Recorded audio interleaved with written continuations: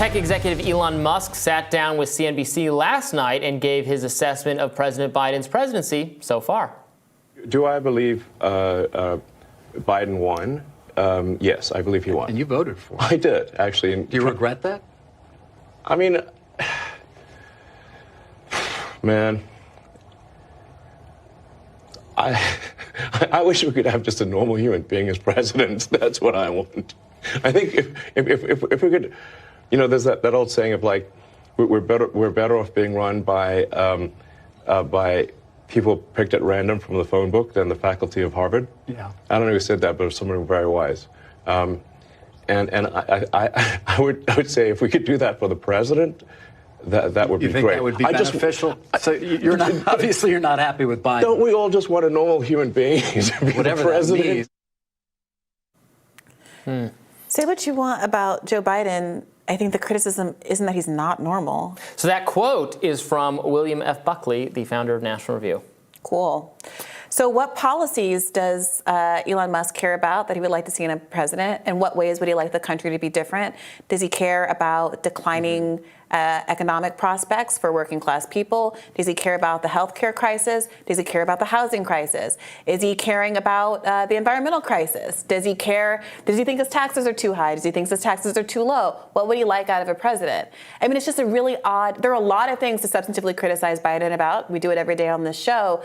But Biden's strength, and frankly, why he was able to be successful in 2020, and why, despite a lot of different things, he's had a successful political year for decades now, is because he comes off as very approachable. He's frankly very likable, and he's kind of a normie in a world where a lot of people are caught in online silos. And maybe Elon Musk, not perceiving him to be a normal person, is more reflective of Elon Musk's own community, which I think is kind of atypical, and his own presentation, which is somewhat more atypical than an indictment of Biden's personality. One of the reasons, I think one of the clear reasons Biden was victorious in 2020 was at least a perception, and maybe it is more than a perception, that he was he almost explicitly campaigned on a return to normalcy. Yeah. To be the normal guy. Maybe what Elon is talking about, I don't know, because he didn't really elaborate there. You know, he's talking about the kind of, if I'm trying to put myself in his head and think, what does Elon think of as abnormal? I'm probably thinking this is like wokeness type stuff. Doesn't really characterize. Biden's not a woke guy. I'm not sure. I'm thinking that's what he's thinking. And you're right, that doesn't really fit Biden necessarily. There's this whole issue where you see, Elon lives on Twitter. So you see, although you see less of this now, because now that he runs it, we're seeing less of it. I see more of the crazy conservative people. But you used to see a lot of woke, liberal, activist type college kids or crazy professors or something. And then that was becoming a stand-in for the Democratic Party at large, even though there's not really, the Latinx purveyors are not broadly characteristic of Democratic voters. They are broadly characteristic of MSNBC or something. I think it's the reaction to that. Now that perception might actually be decreasing because since Elon's takeover, those people are less active and less omnipresent on Twitter. For better or for worse, that was never Biden. Biden wasn't the guy running around saying Latinx. Biden was the guy who literally at a press event in 2020 was asked about Hispanic outreach and was like, hey, have you guys heard Despacito? And played it on his phone into the microphone. He is not the woke guy. He's the gaff guy. It's a great song. Great song. It is a great song. It's a great song. Not exactly what I would call Latino outreach. Now, Musk was also asked to answer accusations that he platforms conspiracy theories on Twitter. Here's what he had to say. Some of these conspiracy theories have turned out to be true. Which ones? Well, like the Hunter Biden laptop. That's true. Yeah. Yeah. So, that was a pretty big deal. There was Twitter and others engaged in active suppression of information that was relevant to the public. That's a terrible thing that happened. That's election interference. Yeah, and he's correct that conspiracy theories, this is why you can't always write off people who are skeptical. We often try to platform some healthy skepticism on this show. It should be informed by expertise and actual evidence. But yes, the Hunter Biden laptop story is a great example. There are others. the vaccines will stop the spread of COVID is another. I would say that, like, experts were all saying that was going to be the case, or a lot of them were highly implying it was going to be the case. So Biden himself said it once, and then the quirky, weird people who said that's not actually true turned out to be right. Nord Stream, there are some of us who are, I mean, that was not solved, but are, Sure. if it goes the way you think, that's going to be put in the conspiracy column, or a win for conspiracy theorists. So he's right that you can't discount things that are outside the mainstream has blinders and gets stuff wrong all the time. That can also lead you to not good thinking, where you're not being skeptical, but you're just naively believing every crazy thing you hear, and that is also not a healthy way to comport oneself. And I think that's part of the criticism that Musk has gotten. He's obviously right about the Hunter laptop story, but there's a way that him offering that up as an example of his conspiratorial mindset is sidestepping the things that people are substantively concerned about. He's been replying to a number of conspiracy theories about mass shooters, including the Las Vegas shooter from some years back. People keep asking, well, how come we don't know more about this shooter or that shooter, including the Vegas shooter? He's replied to at least one of those threads, saying that is odd. And folks have pointed out that there's been lots of reporting on the Vegas shooter, that we know plenty about his ideology. You can Google it. I'm looking at coverage right now from The Intercept, like a lot of contemporary coverage. We know that he was anti-government, right-wing tax fraud expert who was mad about his days as an IRS agent. I mean, we know plenty. But there's a way that especially a very high-profile account like Elon can validate this idea that there are biases and conspiracy theories that don't exist, and that is of concern. It can be, as you said, a real mixed bag once you have a more paranoid mindset. Right. Yeah. To your point, the outgoing Twitter CEO went outgoing because he has installed a new leader of a new CEO of Twitter. He's still going to be in charge. He claimed that the Allen Outlet Mall shooter's neo-Nazi ties are a psyop. Let's watch that. You say something like it might be a bad psyop. I'm not quite sure what you meant, but... In that particular case, there was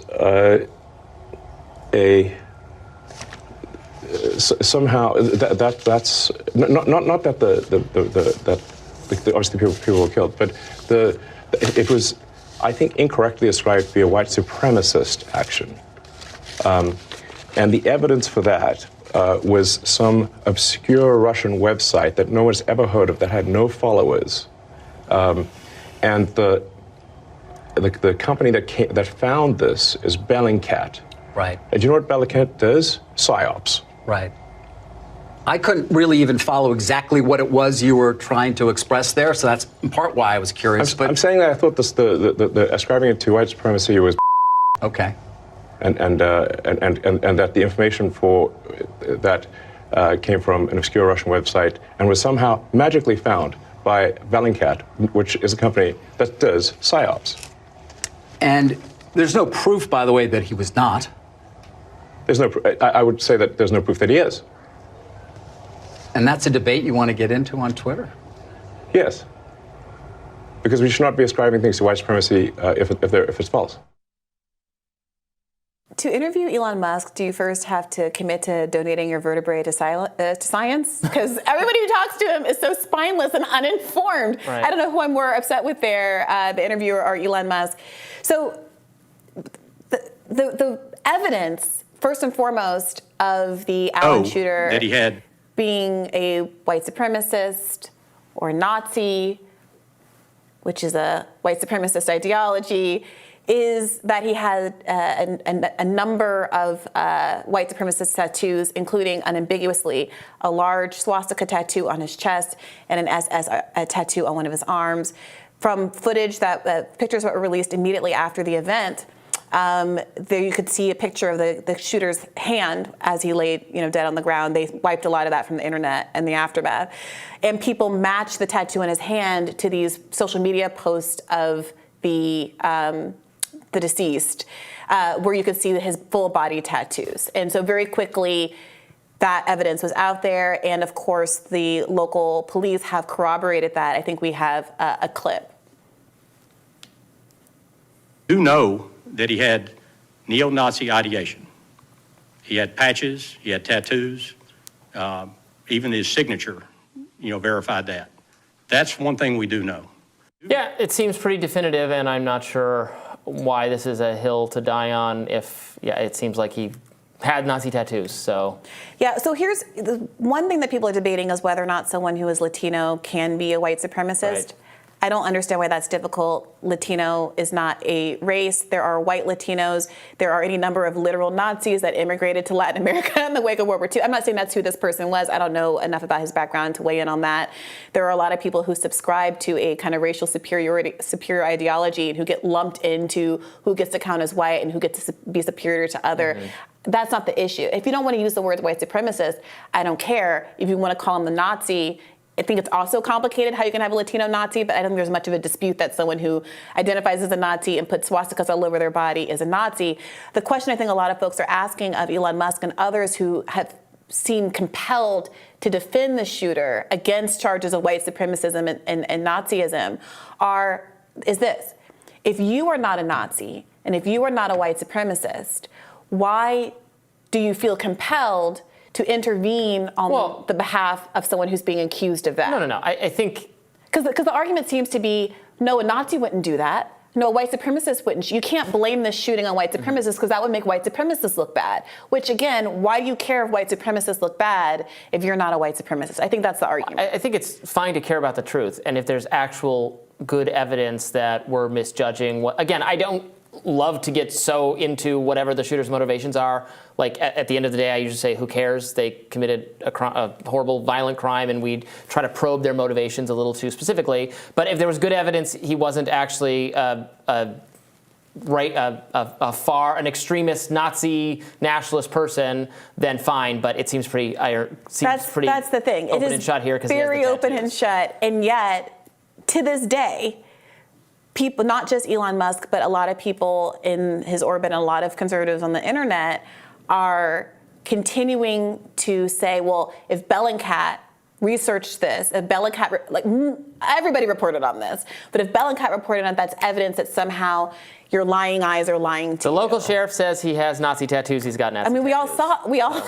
We can all see the Nazi tattoos. I mean, so what do you make of that? Why are so many people substituting themselves in and saying, because you used the word motivation before, we're not even getting to the question of whether or not he shot someone because he's a white supremacist. That's the motivation. Mm-hmm. All we're saying is that he was a white supremacist. He was a Nazi. He did identify as such.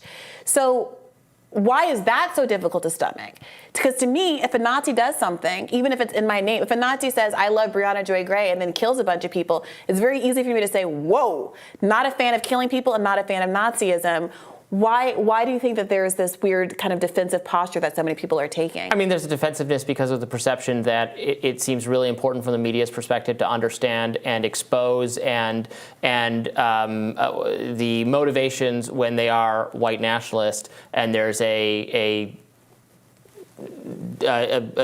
no interest in doing that, or there's much less interest in doing that if the motivations are somehow impugning things the mainstream media agrees with. See the comparisons to the transgender shooting. If people want to do research and journalism to figure out, see if they can uncover the manifesto, and if they believe that manifesto should be published and want to publish it, they should knock themselves out. I don't see what that has to do with an acknowledgement that this shooter happens to have emblazoned Nazi tattoos. I mean, you're not agreeing with me. I body. don't either. I agree. He has the tattoos. It's worth noting that part of the conspiracy theory that people have engaged in is the idea that the tattoos are somehow themselves fake, and that there's a photo of the man seemingly immediately after he got the tattoo, where the tattoos are obviously fresh because he just got the tattoo. And people are saying, isn't it suspicious that the tattoos are so fresh? But it would be suspicious if we were looking at a picture of his dead body and the tattoos were fresh.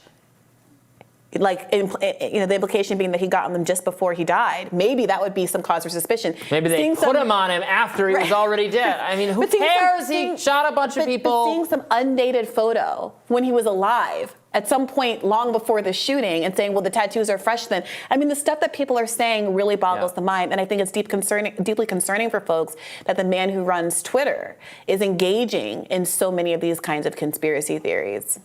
We'll have more Rising right after this.